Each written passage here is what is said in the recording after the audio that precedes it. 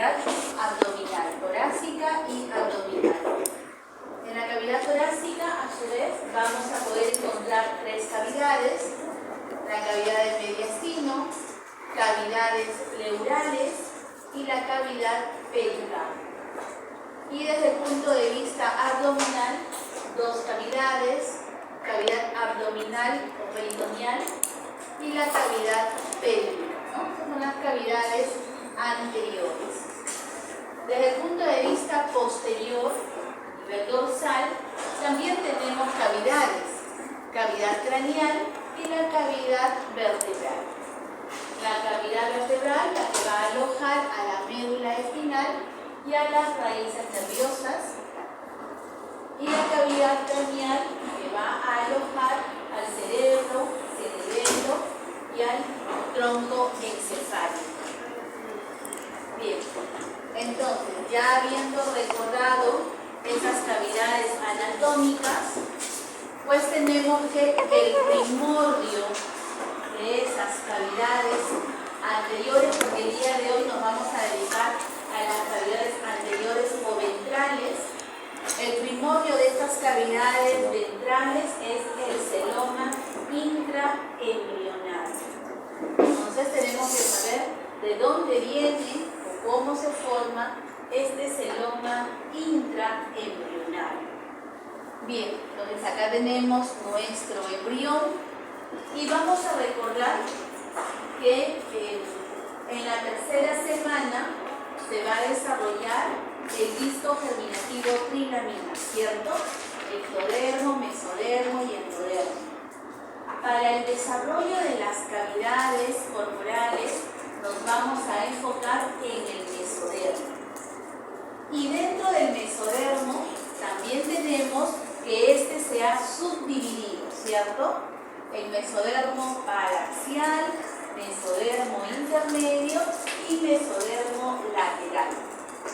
A su vez, este mesodermo lateral da dos hojas: la hoja somática y la hoja esplánica, ¿cierto? Hasta ahí creo que lo recordamos bastante bien. Este celoma intraembrionario es un espacio, una cavidad que se va a desarrollar entre estas dos hojas de la placa lateral o del mesodermo lateral, ¿sí? Entonces acá tenemos el mesodermo somático, mesodermo esplácnico, y este espacio que observamos acá es el celoma intraembrionario. Todo este espacio que rodea al embrión y que luego va a ser ocupado por la cavidad amniótica posterior al plegamiento del embrión se denomina celoma extraembrionario. Celoma significa cavidad. Entonces, vamos a observar el celoma intraembrionario, que está ubicado entre las dos hojas del mesodermo lateral, que viene a ser este espacio, y esta cavidad a su vez se comunica con este gran espacio que es el celoma extraembrionario. Que ya hemos dicho, finalmente todo este espacio va a ser ocupado por la cavidad amniótica cuando se da el plegamiento del embrión, ¿sí? Entonces, acá tenemos el plegamiento que habíamos mencionado: plegamiento céfalo-caudal, plegamiento dorso-ventral. Entonces, ese espacio pequeñito que habíamos observado entre las hojas de ese mesodermo lateral, al momento de realizarse los plegamientos del embrión, van a aumentar de tamaño, dando lugar a una sola cavidad, a un solo celoma, a un solo celoma intraembrionario, que es este de acá. Todo este espacio, toda esta cavidad. Como ven ustedes acá, tenemos ya desarrollándose al intestino primario. han leído que el intestino primitivo tiene 3 porciones: intestino anterior, medio y posterior. El intestino medio hace como una especie de hernia, ¿no es cierto? Una especie de hernia. Entonces, al momento de que sucede el plegamiento dorso-ventral, este intestino medio no se retrae, no se introduce hacia esa cavidad en desarrollo, porque todavía es muy pequeña. Pues como la cavidad es muy pequeña, como para que se sigan desarrollando diferentes estructuras, ¿qué sucede? Se forma una hernia del intestino medio. A esta estructura en desarrollo se le conoce con el nombre de conducto ónfalo-mesentérico, que después lo vamos a revisar cuando hagamos la clase la próxima semana. Ese conducto ónfalo-mesentérico se va a introducir entre la 10ª y la 12ª semana de vida intrauterina, ¿sí? Entonces, inicialmente vamos a observar este conducto ónfalo-mesentérico que después se va a introducir. Ahora, este conducto ónfalo-mesentérico solo se ubica a nivel abdominal, a nivel umbilical, ¿no? Porque en todos los demás cortes, tanto superiores como inferiores, pues no vamos a ver esa hernia, ¿no? Solamente en esa zona.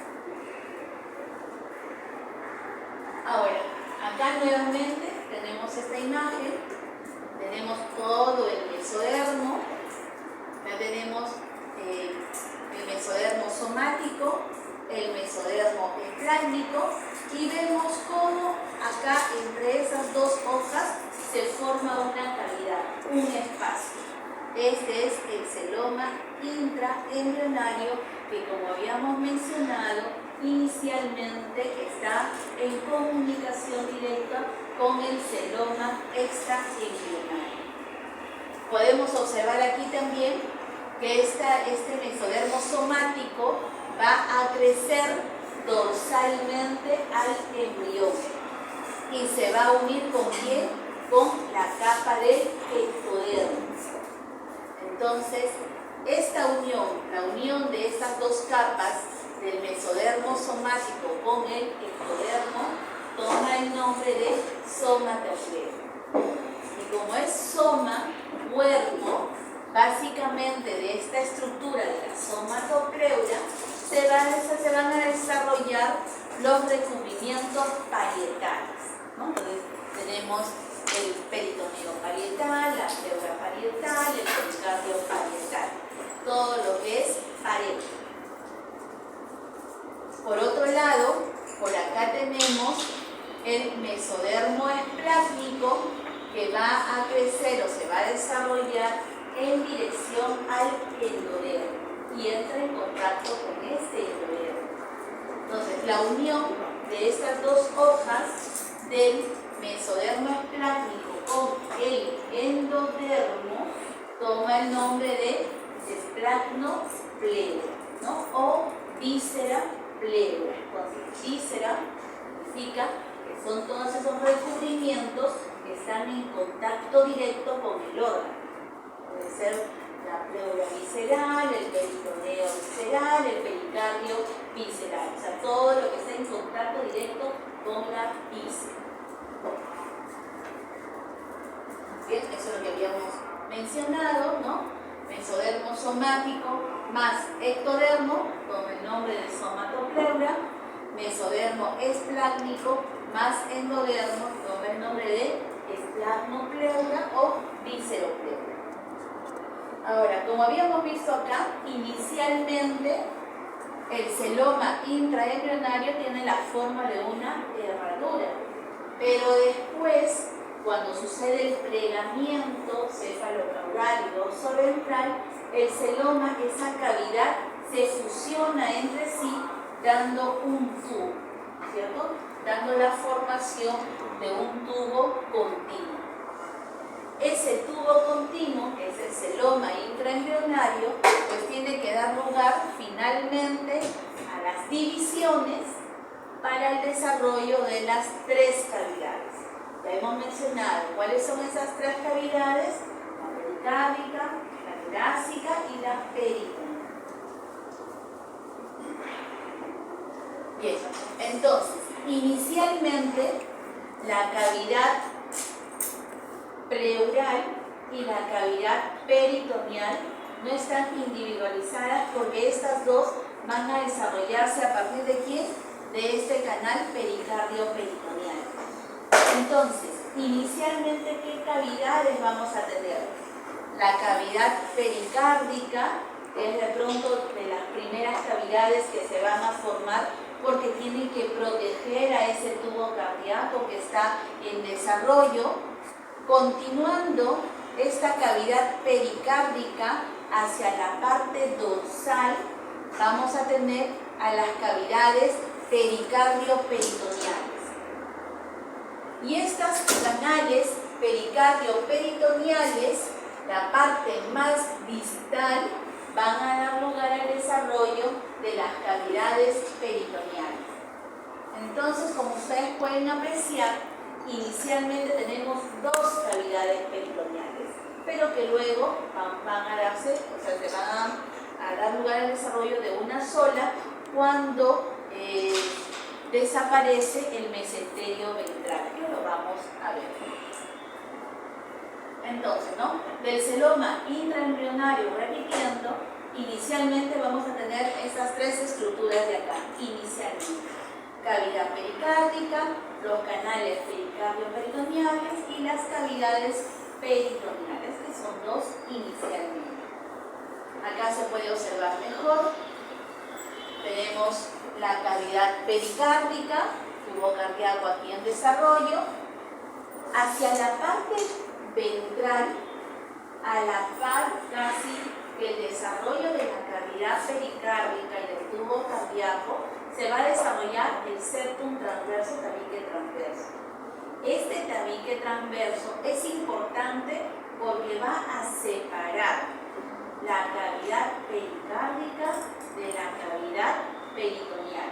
Es decir, va a separar el corazón hacia arriba del hígado hacia la parte más inferior abdominal. Entonces, tenemos la cavidad pericárdica, ventralmente vamos a tener al tabique transverso que hace la separación de la cavidad pericárdica con la peritoneal, pero hacia la parte dorsal de esta cavidad pericárdica todavía no hay tejido en formación que separe la cavidad pleural de la cavidad peritoneal. Por lo tanto, hay una comunicación, como ya habíamos mencionado. Esta cavidad pericárdica hacia la parte dorsal se comunica con estos canales pericardio-peritoneales, ¿no? Fácil más o menos de entender porque toma el nombre del área por la cual está pasando. Pues tenemos canales. ¿De dónde a dónde va este canal? De la cavidad pericárdica hacia la cavidad peritoneal. Por lo tanto, ¿cómo se llama ese canal? Canal pericardio-peritoneal. Así de más o menos así. Y las partes más distales de esos canales pericardio-peritoneales van a dar lugar al desarrollo de las cavidades peritoneales, que son dos inicialmente. Y hacia las partes más superiores, estos canales pericardio-peritoneales atienderán a las cavidades pleurales. De tal manera que así vamos a tener finalmente nuestras tres cavidades: la pericárdica, la pleural y la peritoneal.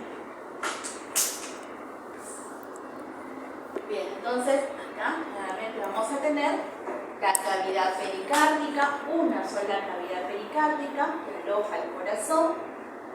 De acá, de esta cavidad pericárdica hacia la parte dorsal, se comunica con estos canales pericardio-peritoneales.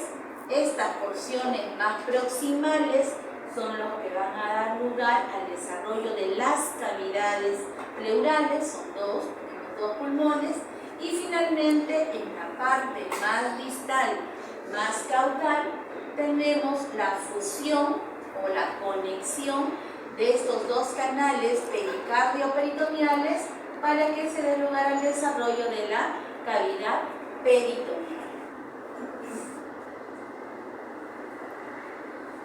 Acá entonces en esta imagen creo que se puede observar mejor la cavidad pericárdica en desarrollo. Tenemos hacia la parte inferior, esto ya es un embrión que se ha plegado, entonces el corazón de lo que ha estado craneal se ha hecho anterior y torácico. A la par de esto que se está desarrollando el tabique transverso. Este tabique transverso que es ventral, porque observamos que dorsalmente no hay nada, pero sí ventral, este septum transverso que es ventral va a separar la cavidad pericárdica de la cavidad peritoneal. Acá ya la tenemos separada. Pero en esta parte dorsal no hay nada que lo separe. Entonces simplemente esta cavidad pericárdica se comunica por estos canales pericárdicos, pericardio-peritoneales, con esta cavidad peritoneal, ¿no? Porque acá no hay nada de separación, entonces se comunica. ¿Se entiende, no? Hasta ahí creo que sí, está más o menos bien. Entonces, ya más o menos hemos visto que tenemos inicialmente un solo conducto, un único conducto, que es el celoma ilioembrionario, y este celoma, que es como un tubo, tiene que dividirse en esas tres cavidades que hemos mencionado. Inicialmente ya tenemos nuestra cavidad pericárdica. La cavidad pericárdica, debajo de esta ya se está formando el septum transverso. Por lo tanto, con la parte ventral anterior, ya tenemos que el corazón se está separando de la cavidad peritoneal. Pero hacia la parte posterior no tenemos nada. Entonces, esta cavidad pericárdica se comunica por la parte posterior con la cavidad peritoneal por esos canales pericardio-peritoneales. A ver, ya tenemos nuestra cavidad pericárdica, se ha separado del abdomen, pero tenemos que sigue junto, todavía están, digamos, en comunicación la cavidad pericárdica con la cavidad pleural y esta cavidad pleural a su vez con la cavidad peritoneal. Entonces tenemos que separarlas. Para esa separación final de estas cavidades, ¿qué es importante?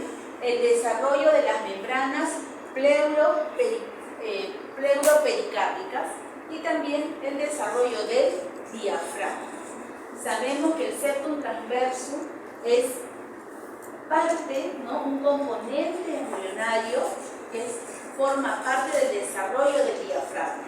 Pero, como hemos visto en la imagen anterior, todavía no hay un diafragma completo, ¿cierto? El diafragma que tenemos, solamente el septum transverso. No tenemos nada más. Entonces, se tiene que completar el desarrollo del diafragma y también el desarrollo de las membranas pleuropericárdicas. Bien. A ver, ¿qué más tenemos en relación al desarrollo de las cavidades? Acá tenemos básicamente la imagen de las cavidades peritoneales.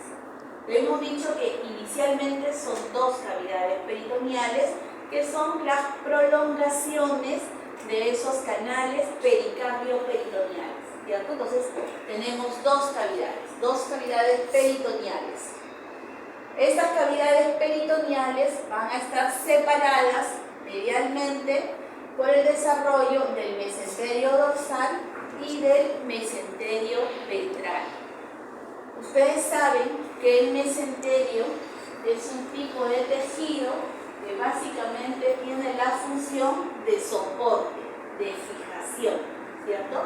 Entonces, ese mesenterio dorsal se va a encargar de fijar todo el tubo intestinal en desarrollo, lo fija a la pared posterior, todo, desde el intestino anterior hasta el intestino posterior, todo lo fija hacia la pared posterior. El mesenterio ventral, en cambio, solamente se va a encargar de fijar las porciones superiores. ¿Cuáles son esas porciones?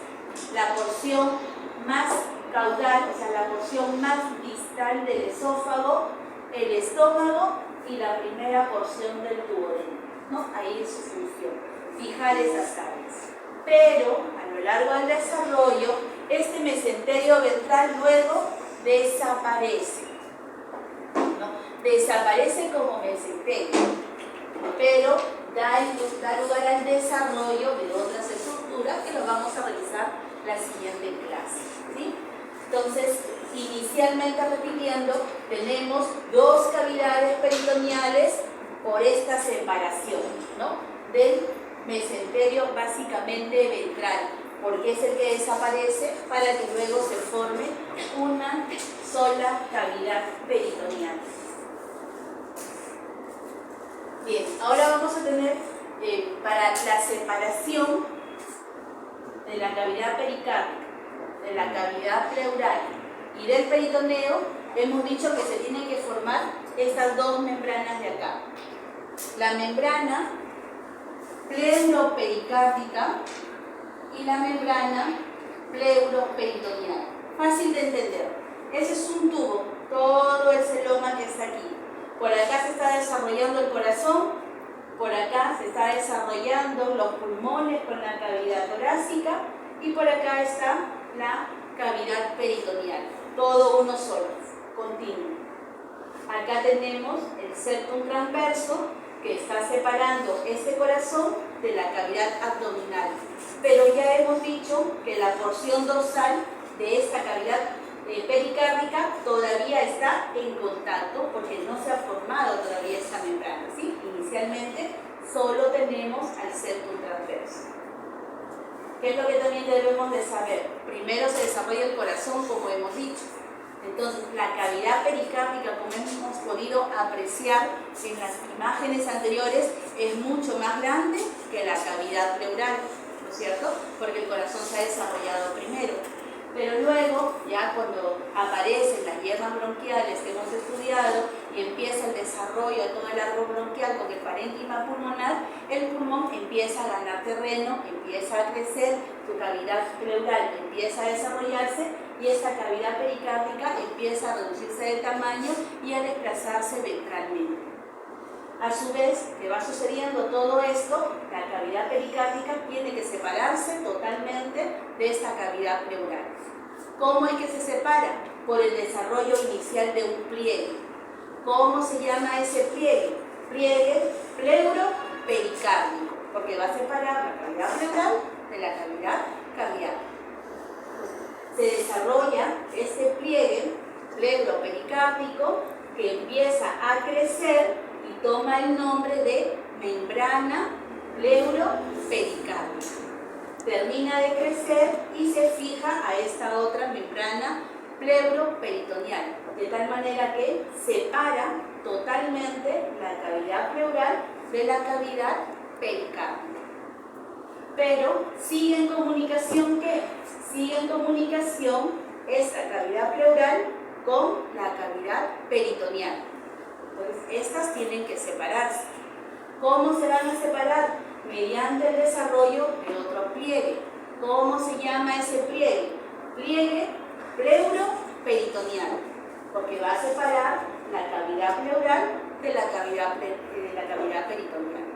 Este pliegue empieza a crecer y toma el nombre de membrana pleuroperitoneal.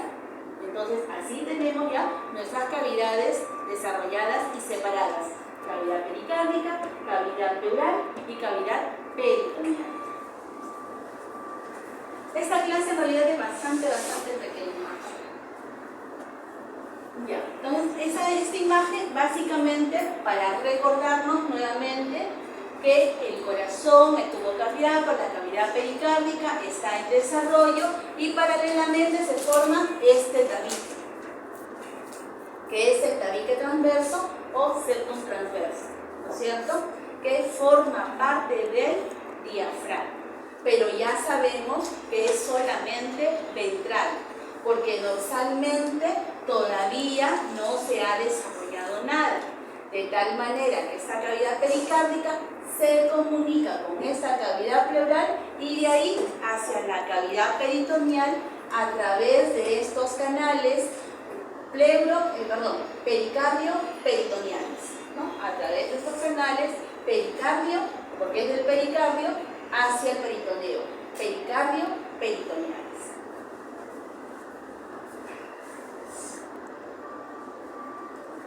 Acá esa imagen que nos orienta también a identificar nuestros canales, nuestro celoma, todo este rosadito es el celoma intraembrionario.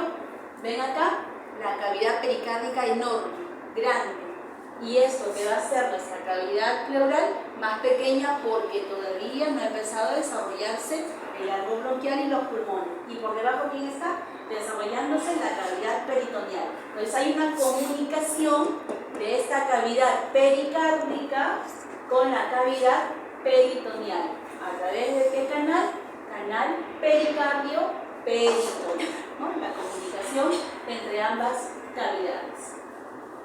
Y a ese nivel donde están los punteados se van a desarrollar lo que hemos mencionado, los pliegues, ¿sí? Hacia la parte más superior de este canal de ese canal pericardio-peritoneal, vamos a tener esos pliegues pleuropericárdicos, terminan de crecer como hemos mencionado y dan lugar al desarrollo de la membrana pleuropericárdica. Ya tenemos separada estas dos cavidades, entonces ya acá ya el corazón se separó completamente, ¿no? La cavidad pericárdica se separó completamente de la cavidad pleural con el desarrollo de esta membrana pleuropericárdica. Ahora, también van a ustedes encontrar en algunos libros, cuando revisen, que una vez que se ha formado esta membrana pleuropericárdica, digamos que acá está tapado, nos queda todo este conducto.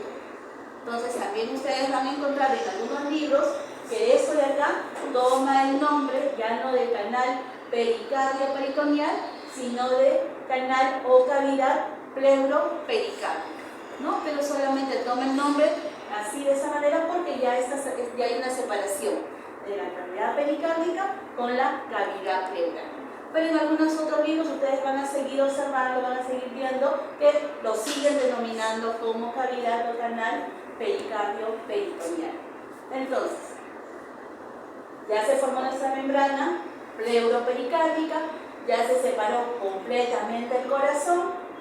Tenemos que la cavidad pleural momentáneamente está en comunicación con nuestra cavidad peritoneal y se tiene que formar este pliegue de acá, esta membrana pleuroperitoneal, para que finalmente se separe estas dos cavidades, ¿sí? Pero adicionalmente al desarrollo de esta membrana pleuroperitoneal se tiene que desarrollar ¿quién? El diafragma, para que dé lugar a una separación completa de todo lo que es la cavidad torácica de la cavidad peritoneal.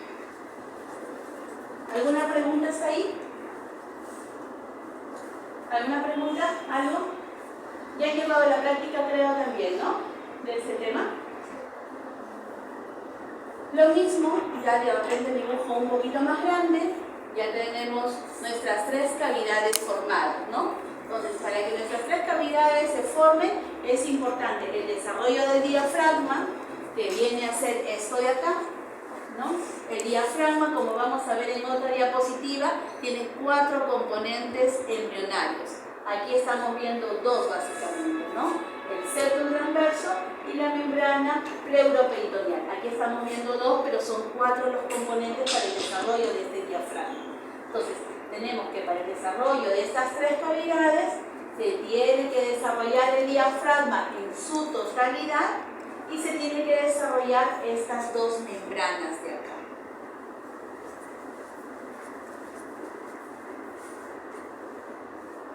Lo mismo en otra imagen, ¿no es cierto? Para que ustedes lo tengan en cuenta y lo revisen. Entonces, eso es como una secuencia, ¿no? De la formación de la cavidad pleural. Entonces, acá tenemos la cavidad pericárdica, la cavidad pleural, los pulmones que recién están en desarrollo. Vemos que esta cavidad pericárdica se comunica con estos canales de acá, que son los canales pericardio-peritoneales. Se tiene que formar un pliegue para que esta cavidad pericárdica se separe completamente de la cavidad pleural. Se tiene que formar acá una membrana de separación. ¿Cómo se forma esa membrana de separación? A partir de este pliegue de acá, de este pliegue pleuropericárdico que va a ir creciendo hacia la línea medial. Aquí vemos, va a ir creciendo hacia la línea medial y finalmente se van a fusionar, formando ¿qué cosa? La membrana pleuropericárdica. ¿Por qué? Porque separa la cavidad cardíaca de la cavidad pleural. Y aquí a quién vemos en el desarrollo. Ya vemos a los nervios. ¿Qué nervios son estos? ¿Quién inerva al diafragma? Frénico. Al nervio frénico. Ya vemos al nervio frénico, vemos a las venas cardinales comunes que finalmente se van a fusionar y van a dar lugar a la vena cava inferior, ¿no? Entonces ya vamos a ver en otra imagen acá. Tenemos ya nuestras membranas pleuropericárdicas fusionadas y finalmente quedamos así. Las venas cardinales comunes van a dar lugar al desarrollo de la vena cava inferior y hacia los laterales vamos a encontrar aquí a los nervios frénicos, ¿no? Que son los que inervan a nuestra diafragma. Bien, entonces, ahora en cuanto al desarrollo del diafragma, ya sabemos que el diafragma es ese músculo grueso, ¿no? Amplio, que va a separar la cavidad torácica de la cavidad peritoneal o abdominal y es la que participa activamente en nuestra respiración, ¿no? El músculo más importante de pronto para la respiración. Entonces, el diafragma ya hemos mencionado que está, digamos, se desarrolla en función a 4 componentes embrionarios. Ya hemos mencionado 2. Ya hemos mencionado el septum transverso. El septum transverso es el primordio del tendón central del diafragma. Todo esto va a ser el tendón central del diafragma. Ya hemos mencionado aquí más a las membranas pleuroperitoneales, ¿no es cierto? Estas membranas pleuroperitoneales que son las que van a separar ¿a quién? A la cavidad pleural de la cavidad peritoneal, ¿cierto? Imagínense, el diafragma está ahí nomás en contacto con el abdomen. Entonces, tenemos ya el tabique transverso que va a formar el tendón central del diafragma. Ya hemos mencionado a estas membranas pleuroperitoneales y también vamos aquí a recordar a 2 estructuras más que van a desarrollar el diafragma. ¿Cuáles son? El mesoesófago. Este mesoesófago va a dar lugar al desarrollo de los pilares del diafragma. Y finalmente, el otro componente es la parte muscular periférica, externa, ¿no? Entonces, estos músculos, ¿de dónde vienen? Del mesodermo de la pared corporal, ¿no? ¿De qué somitas? De los somitas 3, 4 y 5. Igualmente, recuerden ustedes que el nervio frénico también tiene su origen a nivel de las ramas ventrales o anteriores de los nervios espinales C3, C4, C5. Y todo tiene que ver ahí, el plexo cervical, C3, C4 y C5. Entonces, recordando nuevamente, ¿cuáles son los componentes del desarrollo del diafragma? El tabique transverso, ¿cierto? Tenemos las membranas pleuroperitoneales, el mesoesófago y el mesodermo de la pared corporal, que da la musculatura periférica.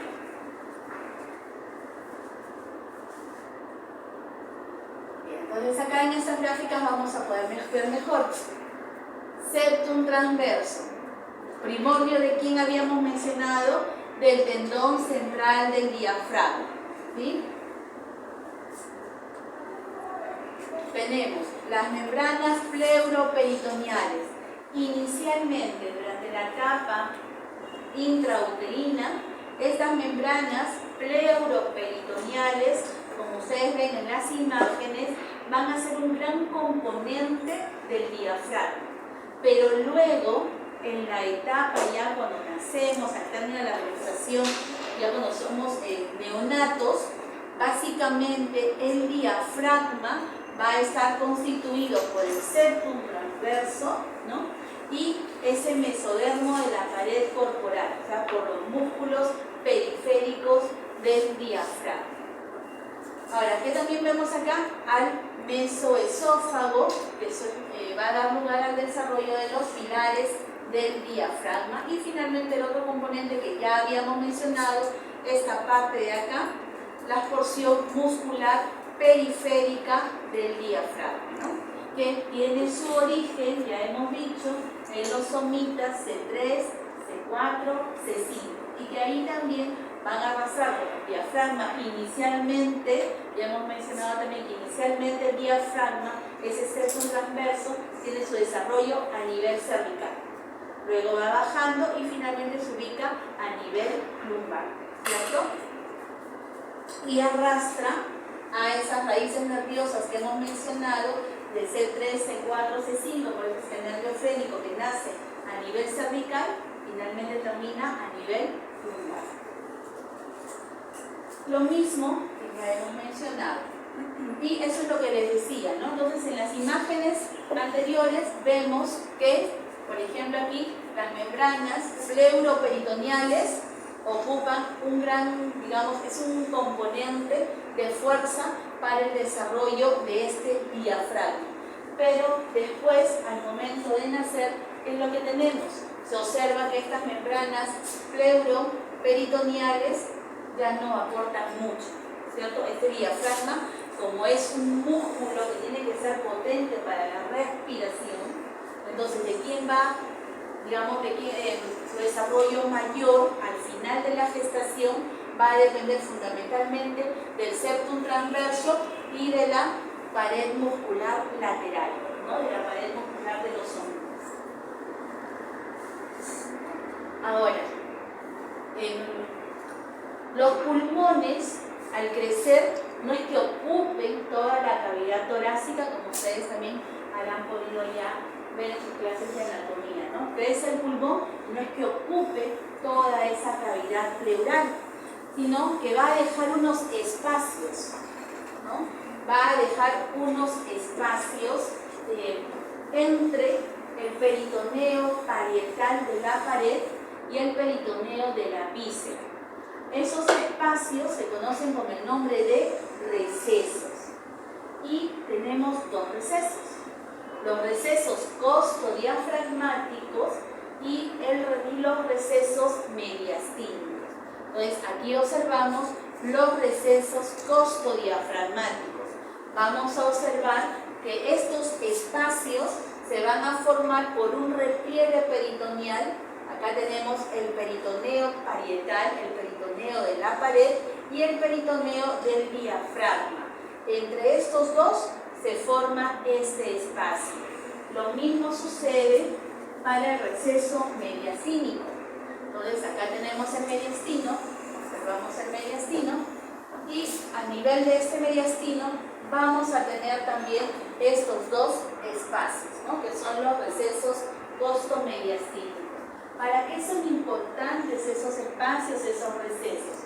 Cuando hacemos una respiración cotidiana como la que respiramos normalmente, esos recesos por lo general no se utilizan, ¿no? Pero cuando necesitamos hacer una inspiración forzada, cuando hacemos eso, nuestros pulmones se expanden de tal manera que necesitan espacios. Entonces, ahí sí ya son ocupados.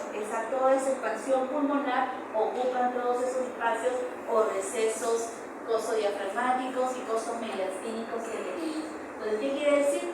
Que esos recesos simplemente sirven para dar espacio, cabida a que el pulmón se expanda en su totalidad, ¿no?, cuando hacemos una inspiración forzada. En cuanto a la inervación del diafragma, ya hemos dicho el nervio frénico, ¿no es cierto? El nervio frénico. Entonces, Tenemos aquí el nervio frénico que tiene una inervación tanto sensitiva como motora. Tiene una acción sensitiva y una acción motora. También tenemos que toda esta caja torácica tiene o está inervada por los intercostales, ¿no? Entonces, ¿de dónde nace el nervio frénico? Pues nuevamente repitiendo, ya sabemos que nace de las ramas anteriores o ventrales de los nervios espinales, de C3, C4, C5, de este plexo cervical, y que tiene dos funciones, motora y sensitiva, ¿no? Inervación motora al diafragma, inervación sensitiva a todas las pericardios, peritoneo, pléuras, ¿no? Todas esas, digamos, membranas que van a envolver órganos. En relación a la cavidad pericárdica, estas imágenes creo que las hemos visto cuando hemos hablado del tubo cardíaco, básicamente solo para recordar, la cavidad pericárdica inicialmente en su desarrollo, valga la redundancia, se desarrolla a nivel craneal, lo más craneal posible, ¿cierto?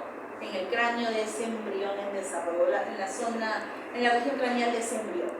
Pero luego se hace sus flexiones y esto desciende, como que se acomoda en la cavidad torácica ventralmente, ¿no? Es solamente para recordar eso, ¿ya? Entonces, se hace el plegamiento y esta cavidad cardíaca, como vemos acá, se va a alojar o va a trasladarse caudalmente y de manera ventral en la cavidad torácica, y ya vemos que a medida que se va desarrollando este tubo cardíaco y esta cavidad pericárdica, se va desarrollando también este tabique transverso que separa esta cavidad pericárdica de la cavidad abdominal.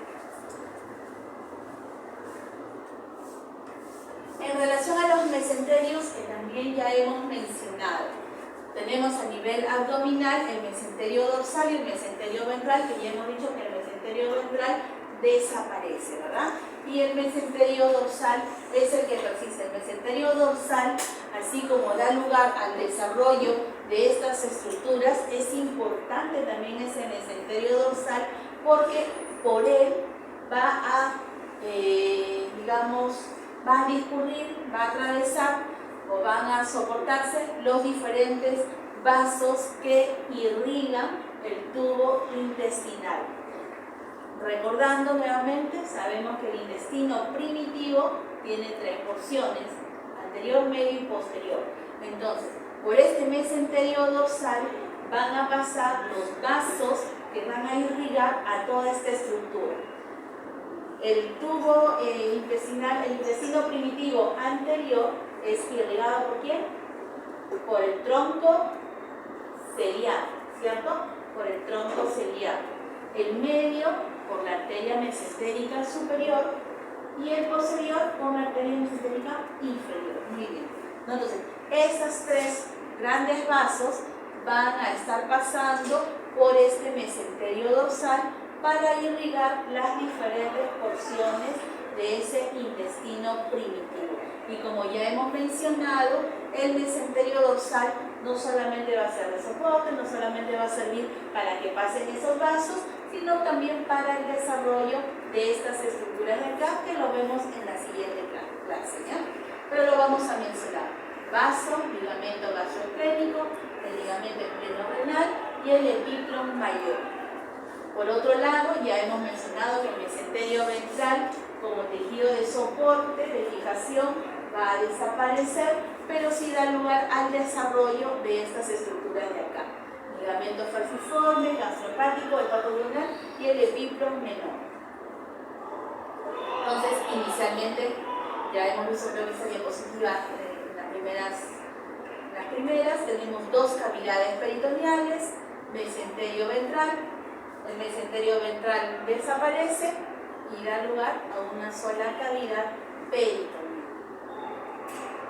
Bien, esta imagen solamente para nuevamente recordar que tenemos aquí la cavidad pericárdica, cavidad peritoneal, Esta cavidad pericárdica está en comunicación por la parte dorsal con esa cavidad pericárdica.